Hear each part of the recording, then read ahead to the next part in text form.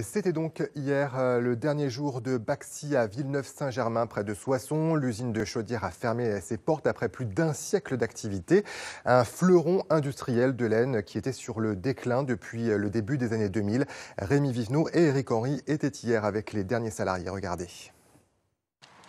Dernier feu avant l'extinction définitive. Baxi, ex-Pia, ferme ses portes après plus de 130 années d'existence. Un moment redouté depuis 2 ans par les salariés, dont la plupart ont déjà dû quitter le site progressivement. Et ça fait 39 ans que je viens dans cette entreprise. Donc je suis rentré à 16 ans et je vais avoir 55 ans demain.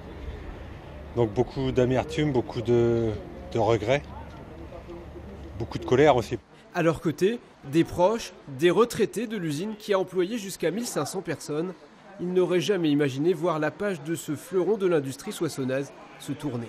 Ça vous fait quoi? Beaucoup de peine. Voilà, c'est ce que je peux dire.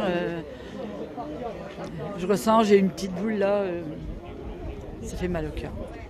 Tristesse, nostalgie, mais aussi souvenir de convivialité entre collègues et de lutte pour tenter de sauver les emplois. C'est l'image que beaucoup retiendront. Je suis content de revoir tout le monde, mais un vrai gâchis. J'ai suivi ici, j'ai travaillé pendant 10 ans ici. Pendant toute la lutte, j'ai fait tout ce que je pouvais faire pour entendre parler de nous. On a mis tout en œuvre. Aujourd'hui, c'est la fin et puis on est là pour une dernière fois. Les 10 hectares de l'usine sont déserts, un peu comme le marché de l'emploi local. Seuls 3 ou 4 salariés auraient retrouvé un travail. Une quarantaine ont été reclassés.